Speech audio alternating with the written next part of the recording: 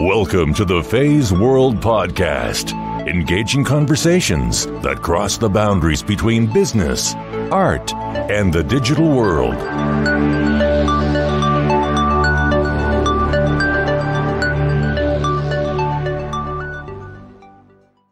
Born and raised in Greece, educated and lived in the UK for 4 years, Eirini Tornesaki has been working with Cirque Du Soleil in the show KURIOS Cabinet of Curiosities since January 2014, touring Canada and the United States.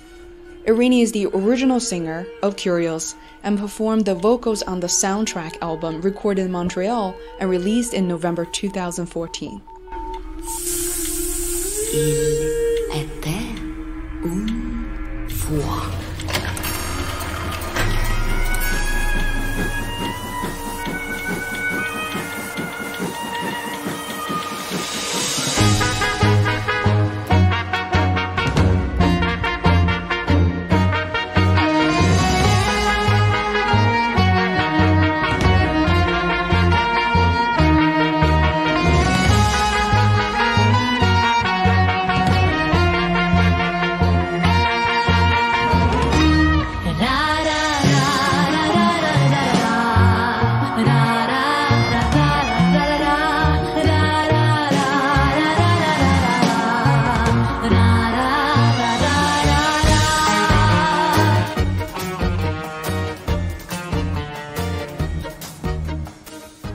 I am Fei Wu, and this is Feisworld Podcast.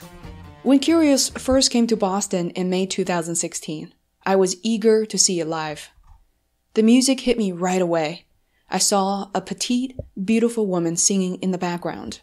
Her costume so elegant, her voice so pure, and her presence so powerful. I reached out to Eirini and invited her to my podcast. One day I was sick, and it was the last day of one of the cities. I got a throat infection. Hey, please, can you let me just watch the show and then leave? I sat and watched the show for the first time after 1.5 years. Watched the show, and I was crying like throughout the whole show. Because you know what you said about like the effort and how everybody is so committed and so talented, because also I know all of them and I know what everybody goes through, because touring is tough and performing 6 days a week is even tougher, physically, emotionally, but then it's so rewarding too. So it's like it's a balance, but it doesn't take away the effort. When I saw everybody looking so amazing on stage and their smile and the lights in their face and their makeup so beautiful, I was crying the whole show because I thought it's just incredible what these people are doing. Eirini, thank you for teaching me how to say your first and last name, and welcome to the Feisworld podcast. You've traveled a lot, but yet you're only 24, 25 years old. I'm looking at your resume. You've done a lot. You actually recorded the original soundtrack album for KURIOS by Cirque Du Soleil, which we have purchased a copy, and it's just absolutely beautiful. It's the type of music you can listen to while you're driving, while you're working and studying. And you know, tell us about how this all happened. And I guess we start with stage one, is how did Cirque Du Soleil recognize your talent and kind of recruit you? What was that process like? So as you may know, Cirque du Soleil, they search for talent all the time, and all over the world. They don't go everywhere, but there are some parts of the world where they hold auditions quite frequently, or you know, the audition, the live audition that I took part in was in London, and they went there 4 years ago.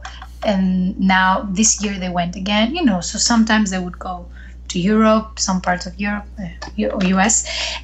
So how it happened with me, a friend of mine actually told me about the auditions. He just forwarded an email to me with the audition call. And yeah, I did not really know much about Cirque du Soleil at that point. So I was curious. Curious. I was curious to as to what this company does. I was looking online, looking at the videos, and I thought, wow, that seems just really like huge. And I was wondering how come I'd never really known much about it. At that point, I wasn't sure. I wanted to be a Cirque du Soleil singer, but I thought that the audition process would have been very interesting and a growing experience too. I was sure I was gonna learn a lot from it, so I took the chance. I recorded the material with a video, and I sent it, and then they responded that they would like to invite me to their live audition in London, and that was in 2012. Wow. I was still a student then. I was on my third year of studies, and it's a funny audition. I mean, I looked at it recently, and I'm very young, and I'm smiling and saying, yeah, because traveling all over the world would be an amazing experience. And of course I didn't expect anything of it, and I did it, and I did the live audition, and I was given this piece of paper that says, you are part of our list of artists now. Whoa. So I was happy, but I set it aside. I was okay, now I'll go on, finish my thesis, graduate. Yeah. Might not get chosen. keep working on whatever I was doing. And I wasn't really expecting to hear, you may have heard that it may take a really long time until you hear from Cirque du Soleil for a job offer. There are jobs available, and there are always shows opening, and people retiring and transferring, etc. But there are also a lot of people applying, and you don't know. So how competitive was your experience? Because they might not expose the statistics, the number, but I can only imagine there must have been thousands of women, similar in age and possibly in training. I know you went through some rigorous training, which we should get into, but how competitive was it? Did they ever reveal that to you?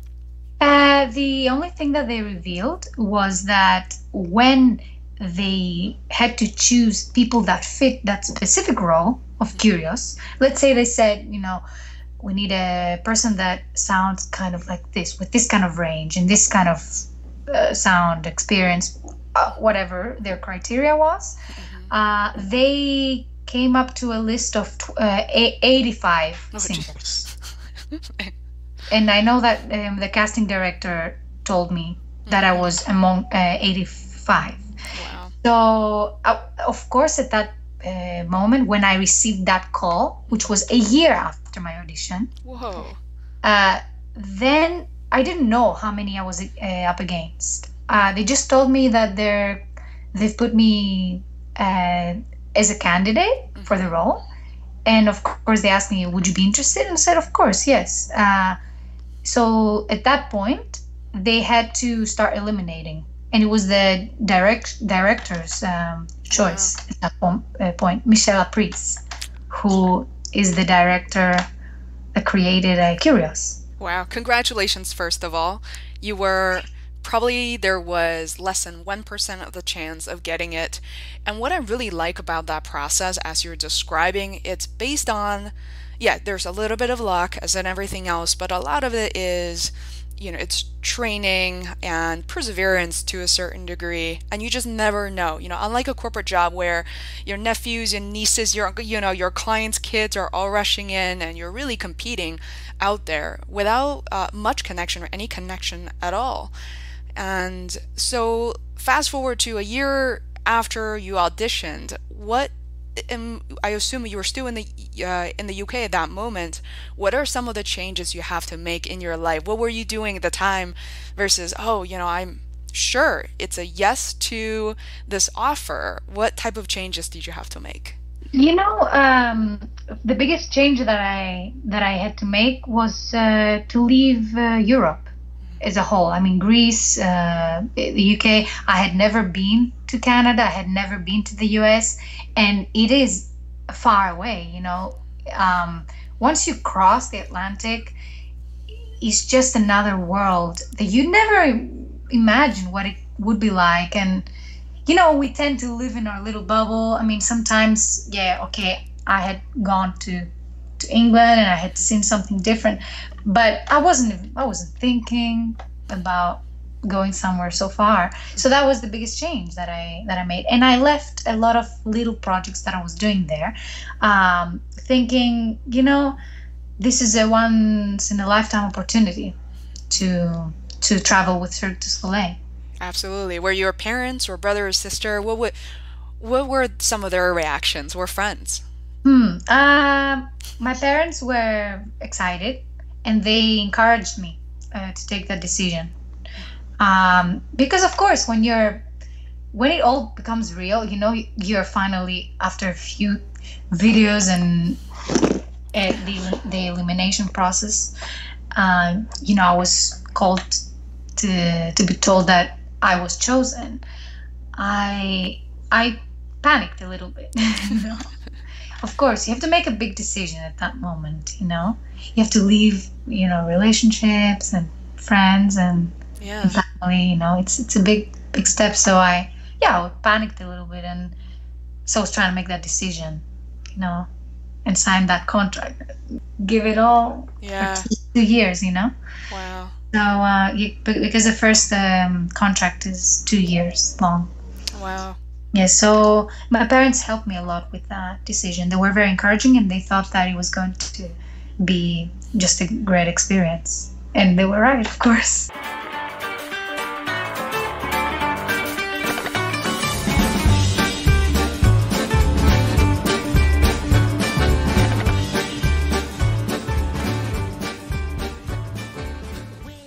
Yeah, and then what I learned from Andy and Kevin Atherton, as they were aerialists, and they're strap artists, and they were gymnasts before, and they told me they have to go through just tremendous amount of training to go from athletes to artists at Cirque Du Soleil, and they describe the training as really brutal, but in a very good way.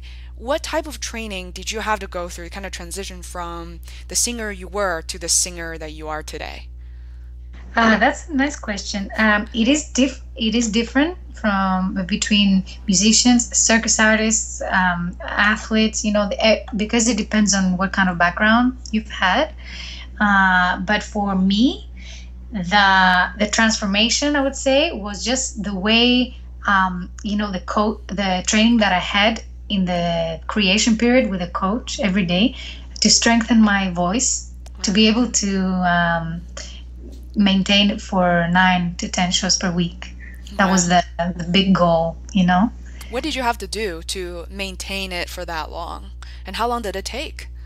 I was training for 3 months, and I was just working on technique and stamina, so a lot has to do with your breathing, your diaphragm.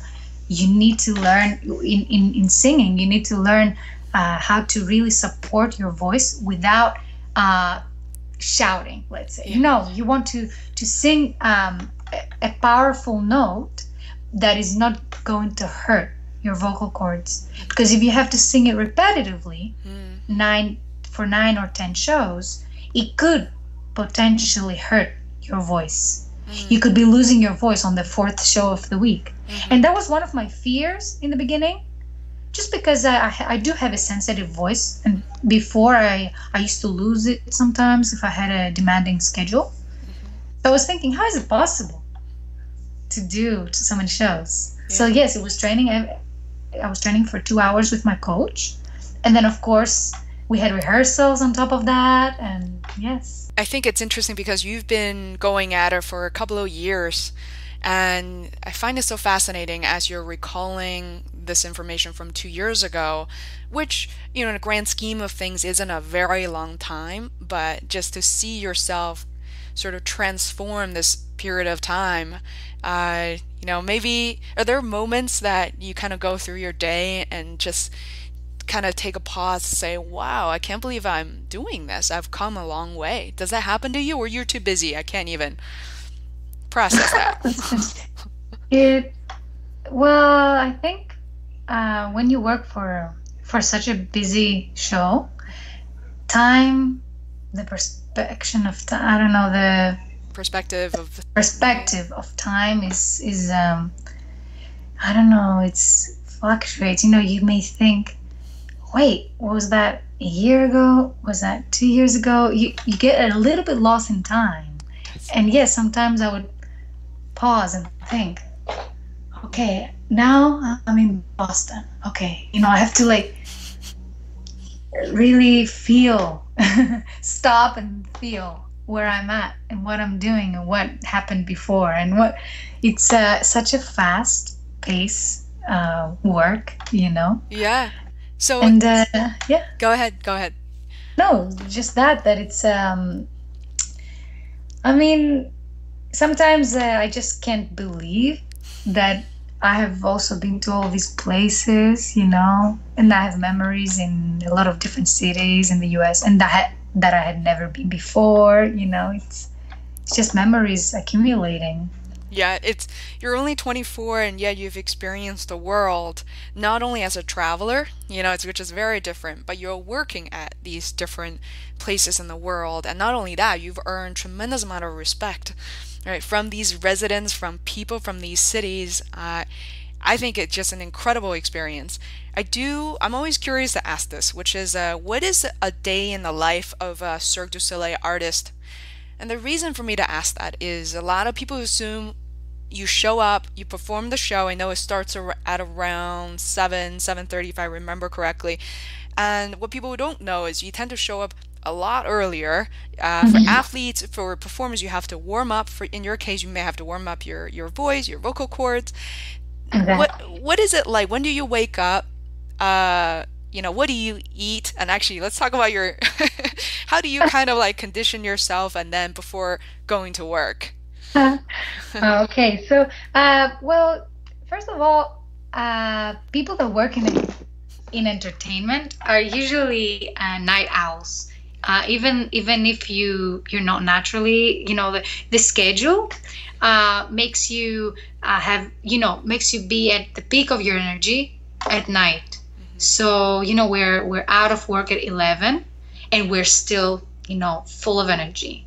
Yeah. And so after that, we get home and it takes a while to wind down. Sometimes I work on my personal songwriting after the show, just because I'm so awake and inspired and my voice is warmed up and I feel, Wow. So, sometimes, but I don't go crazy.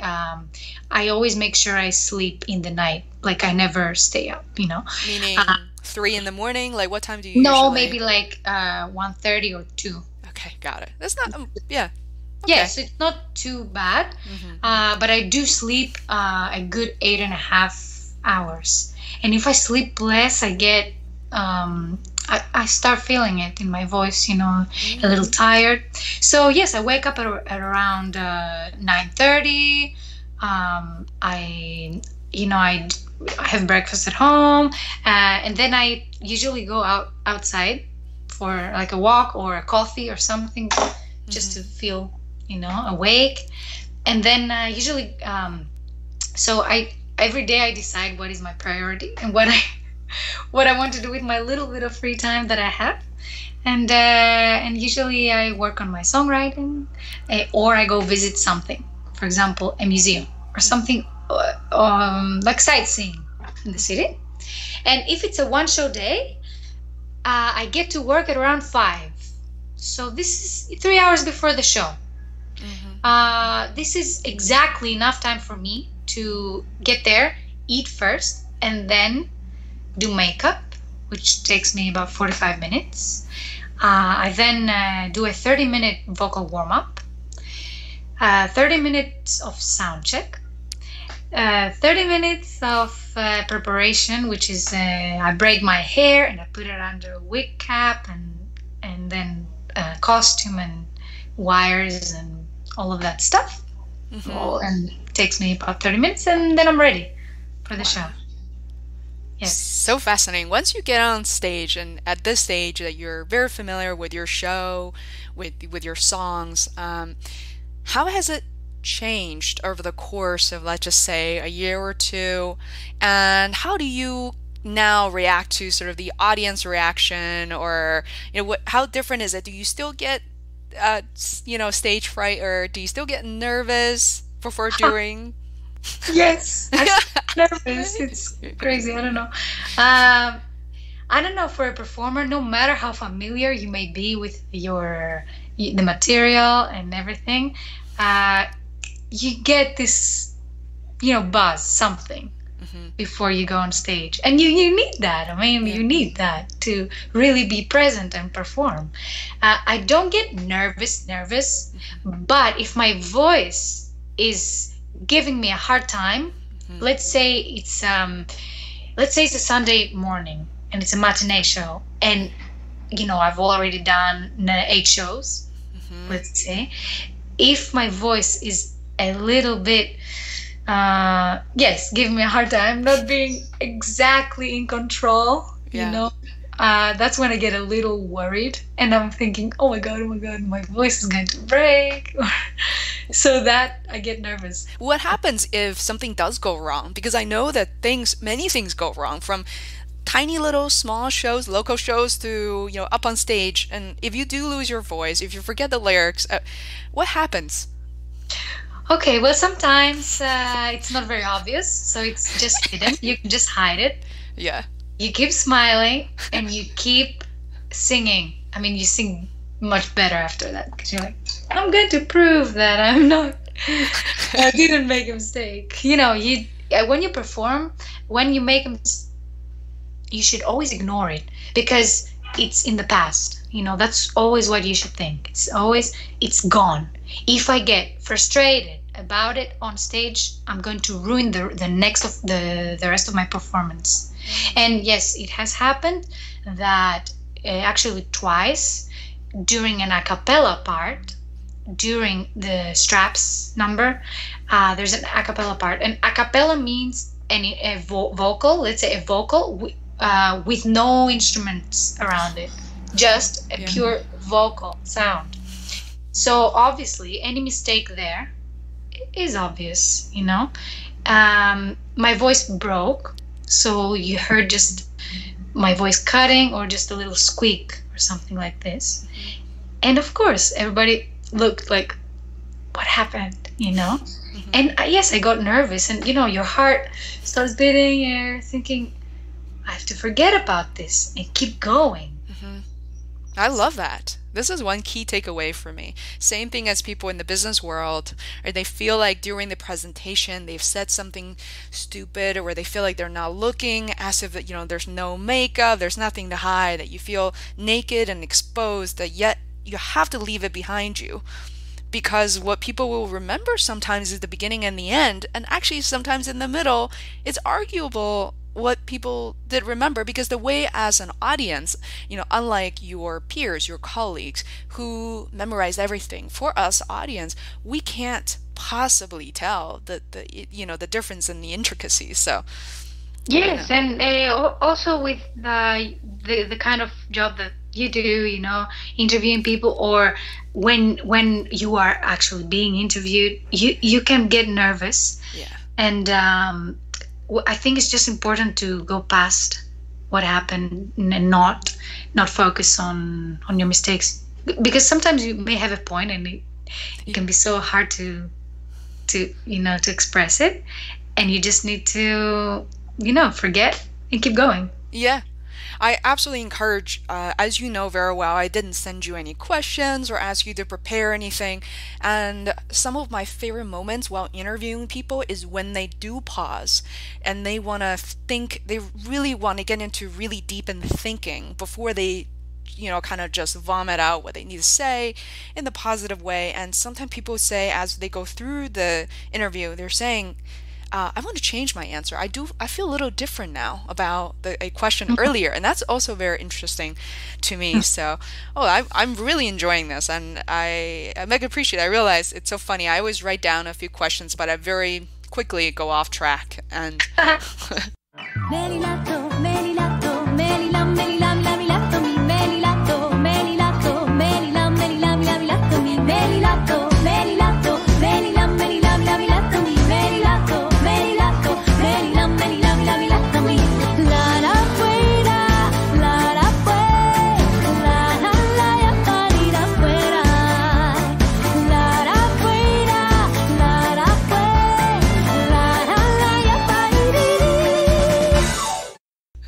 I do want to talk about your upbringing a little bit. I find that to be fascinating. You as I love interviewing women, and in this case, so funny, most of my guests are at least a little bit older than I am, but you're one of the very few instances where you're much younger.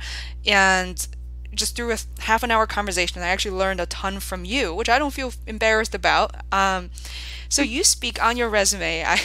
It's one of those I look at, it's like, whoa, what have I done with my life? But with that said, you said you can sing in Greek, English, Spanish, Portuguese, Italian, and French. Wow, how did you master so many languages in singing? How did that happen? Well, I don't think I have mastered them. I wouldn't say I have mastered them. I am more comfortable in some of them than others. But it's just, how I would do it. If I want to sing a Portuguese song, I just listen to it like 1,000 times. I try to read the words how I hear them from the recording, but then I ask help from a speaker, a native speaker. So when I wanted to do there was once I had to do a Portuguese radio identity spot, what do you call that, little spot for radio in Portugal. Yeah. And I just asked a Portuguese person to help me with the accent. Then he started helping me to read a Portuguese text. So then I started knowing the combinations of letters, how they sound. And so, every time I wanted to sing one song, and then it becomes easier and easier. That's how I did it. And then there are, for example, French. I learned French at school. Spanish, I just taught myself Spanish because I loved the language. So yeah, it kind of works like that. So you this is one of the huge benefit in my eyes, growing up in Europe, and my friends who are German or French, especially the German friends, they all grew up basically learning and speaking 5-6 different languages. Granted, that might not be speaking that, them fluently. We're constantly at home. So, what was it like growing up for you? I want to kind of dive in deeper here. You mentioned that your parents are very supportive, but how did singing come about? How did you grow up? Singing was very natural for me since I was a baby. Always. As soon as I could talk, then I started singing, and it's I think it plays a big part. The fact that my mother is a retired music teacher, and also that my dad loves singing too. We always had music playing at home, always singing along. We have a piano, we have guitars, accordions, percussion. Our house is full of instruments. Wow. So, me and my 2 sisters, we always played music since we were babies. We were always on the piano and singing with my mom, and yeah, so I was always singing. And then, of course, my mom she asked me, what do you want to learn to play an instrument? So I started learning piano when I was 6. And I was studying also music theory. I was part of the choir. And then when I was 13, I started cello, classical cello. And then I joined the string orchestra. I was always full-time involved in music. I was learning English too. In Greece, a lot of students, they go to an evening school to learn English, and some of them also another language too. Wow. Yes. So yeah, I was just a very, very busy kid. Really, I would say obsessed with music to a point where I was bullied for it. Tell me about the bullying experience. How did that happen? By boys or girls? Everyone, boys and girls. Oh, they can laugh. You can laugh at them now. What have they accomplished?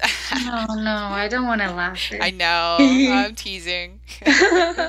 No, it's just, kids can be mean, and I was so embarrassed, like carrying a cello.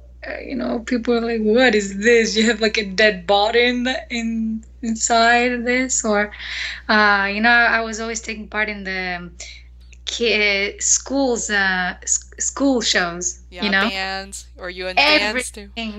Everything that went on artistically, I was there. Leading things and theatrical plays, choirs, everything. And kids, they just say, "Oh, you're doing it all to get good grades," and you're a nerd, and then you're trying to lead. Nerd. And I was at a school where I was among the 2 or 3 kids that actually were learning music. Amongst, I don't know how many kids we were, maybe 300, no, more kids, more than 300 kids. And I was among the 2 or 3 that did music. I'm so surprised because the way I envision Greek music, I love Greek food. In fact, I was actively talking to my friends at work and my colleagues at work about going back to this Greek restaurant, and there are many good ones in Boston, by the way. And the way I always envision is there's always music, at Greek restaurant, and people are very friendly. And so I just assume somehow, growing up in Greece, that everybody must be playing some sort of music. But I think your family actually is somewhat of an exception. I think, no, a lot of people learn music, but it just happened that I was at a school in the neighborhood where music education was just not important. It just happened, and it was fortunate and unfortunate for me, just because I felt like I was a little bit too different. And then I was basically, I made friends outside of school. My real friends that I have kept for my whole life now are from the choir and the string orchestra. Yeah, I can absolutely echo that. I think most of us, especially people who like to pursue skills outside of a how do I say, kind of the norm or what's already been set up for you, school courses and all that. I am on many of my friends, my listeners know very well, I've been doing martial arts for a long time, since I was, freshman in college. So until this day, many, many years later, they're still my best friends, and they're my grown-up friends, so I've never lost in touch with them. So thank you so much for, this is a beautiful story. I really love chatting with especially artists, and part of me is thinking, as you're telling the story, I'm so glad you did not give up. You didn't think trying to fit in, trying to have the same hairstyle. And I love the fact that your stories are so much, hands-on experience, interaction with other people. Whereas you think of a regular 24-year-old, there's nothing else going on in his or her life than a smartphone and all the tweets, all the social sharing, liking, commenting, but you kind of lived your own life in a world that's so well represented today.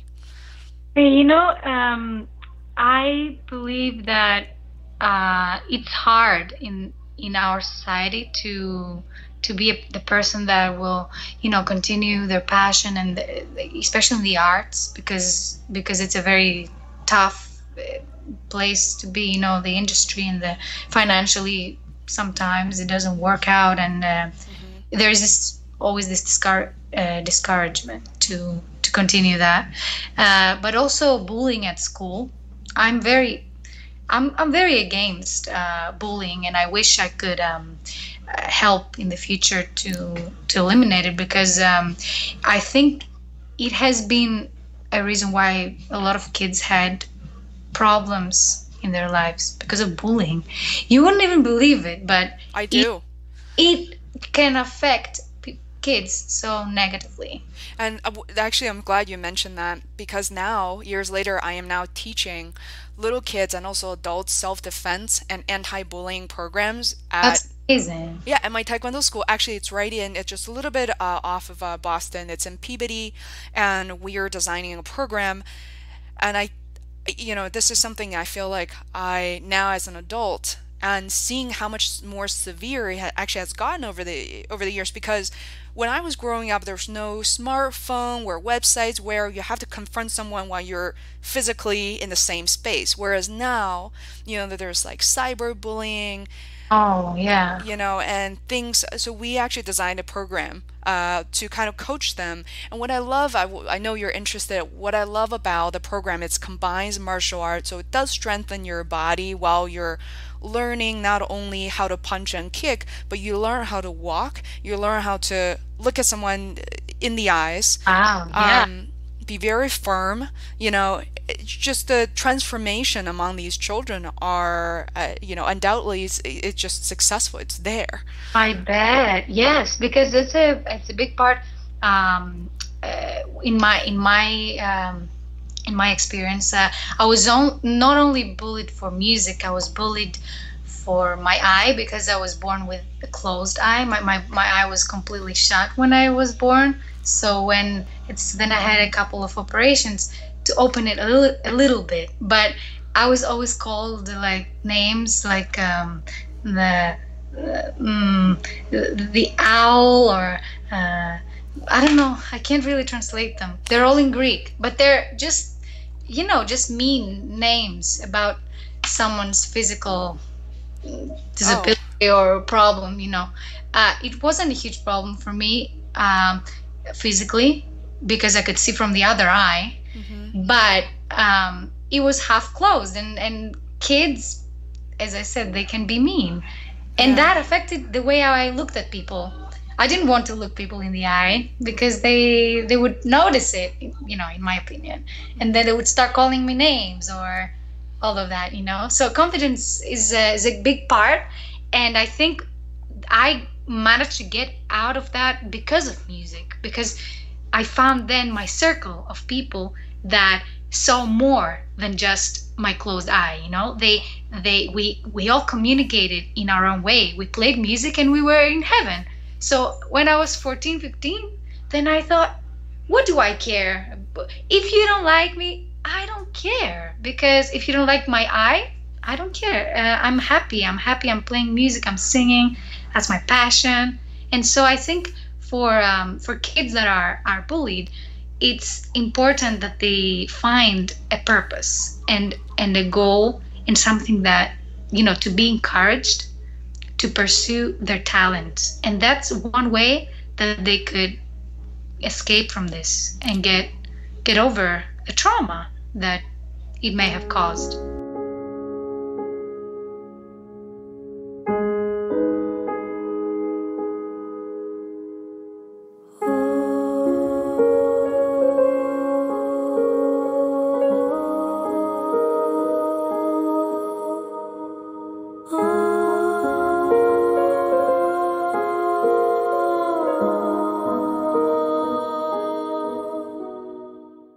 Your story just now just took my breath away. And if you didn't mention, I wouldn't have noticed. I would simply assume it was, late nights. And I know just the show business is very, very, very tiring, And I even know that the Atherton twins they're so interesting. They're telling me they're getting facials all the time because they're just tremendous amount of makeup that you're piling onto your face and all the time, every single day. And I love what you said, and I'm even thinking about just taking that piece out and then have that broadcast separately in addition to the long form podcast, because I believe, anti-bullying as a program is so important to the kids, and the fact that you found your passion. And think about, I used to be, when I was growing up, I was so scared, and I still think I am a little more hyper, a little more nervous than other people. Perhaps that's the imposter syndrome of us thinking that we're never good enough. But, I had this conversation with a very brilliant young man who's only 19 years old, and, part of him thinks like, what else can I contribute to the society? Am I good enough? Do my friends love me? And I wrote him a very quick note to say, this is what I came to realize after I turned 30 not too long ago, is realize only the few that really matter in our lives. And then we need to stop analyzing ourselves and giving other people who don't deserve our attention, and to define who we are. Exactly, yeah. And I'm here telling, I have your resume and I have seen your pictures, and you're absolutely stunning, vocal, physically, and then you deliver something above and beyond. There's no constraints to what you can do. And then what I see is not just singing, but with what people like yourself, and I respect so many performers of Cirque du Soleil, and I think it's often overlooked in terms of the effort that you put in. And so the strength that you need to gather in order to perform under any circumstance, and that alone, I can see that you will propel to do anything you want in this life. So thank you so much for all the words.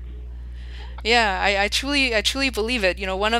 Now I'm friends with the Atherton. When I watched them perform, and also at Curios, I spent the entire show somewhat worry about these people, and part of me is thinking, okay, especially I remember there's where there's one young woman, very thin, being thrown around as, like that gymnastic circus. Yeah. Part of me is saying, okay, I get it, I really enjoy it, but you can stop now, because, I really truly worry about these people.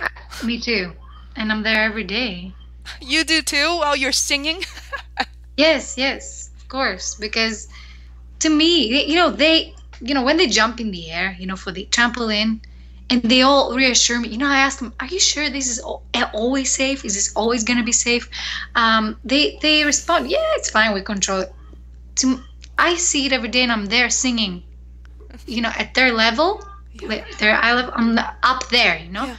I see them jump, my heart jumps, Yes, I get worried. Of course, I need to sing and perform and not show this, but yes, I'm always a little scared. And when I one day I was sick, and it was the last day of one of the cities. I got a throat infection the last day of Chicago, I think, maybe.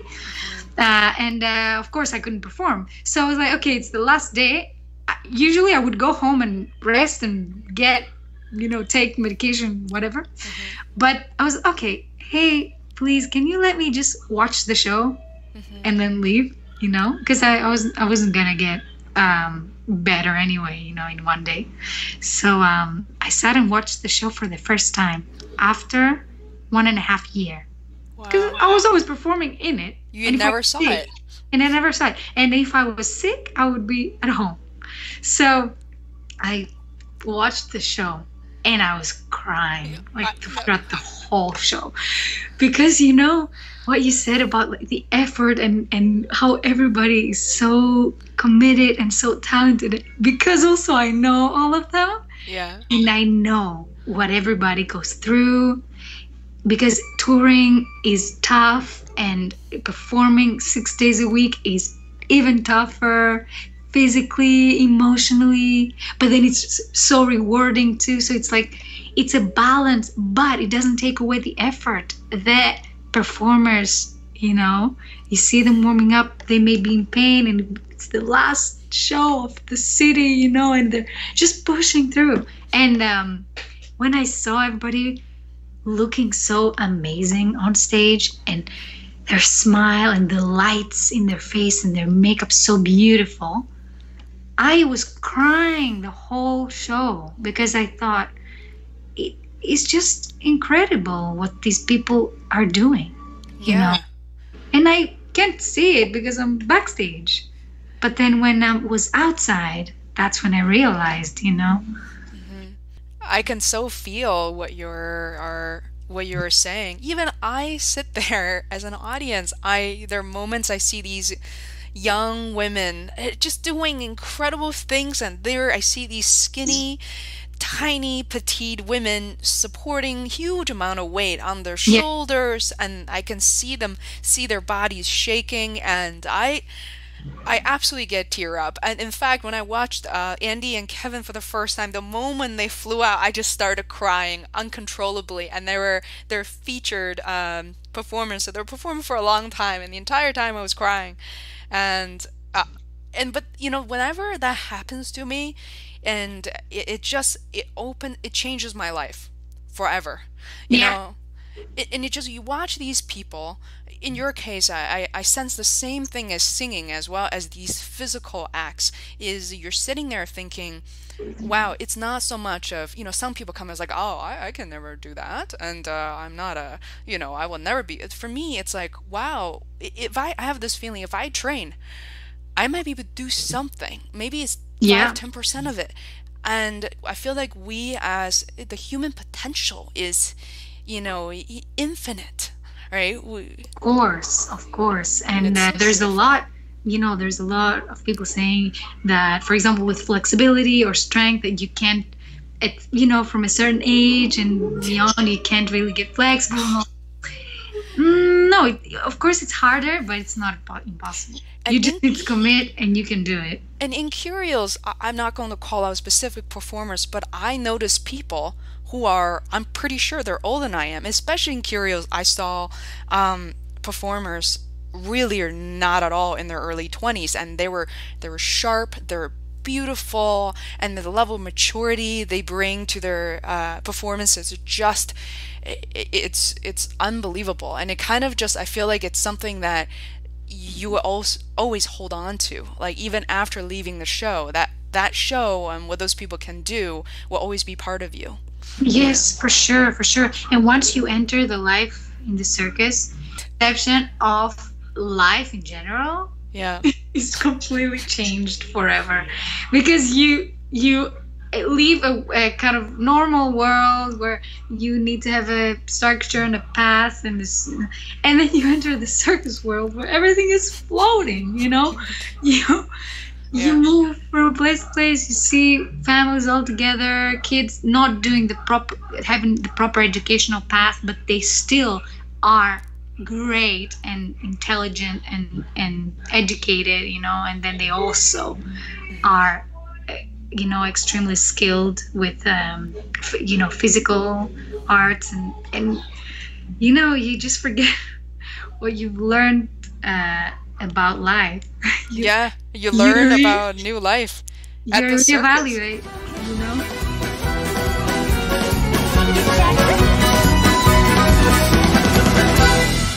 Every cloud has a silver lining.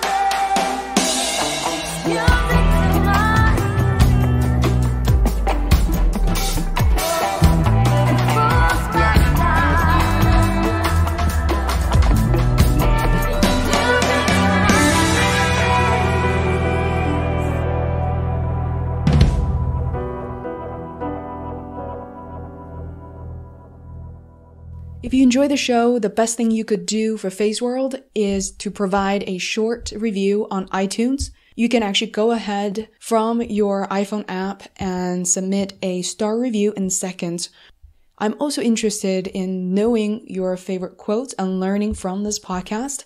If so, please leave a comment directly on Feisworld.com under Eirini Tornesaki's podcast.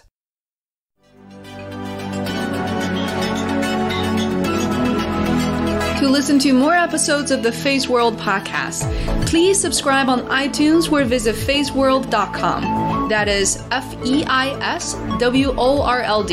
where you can find show notes, links, other tools, and resources. You can also follow me on Twitter at Feisworld. Until next time, thanks for listening.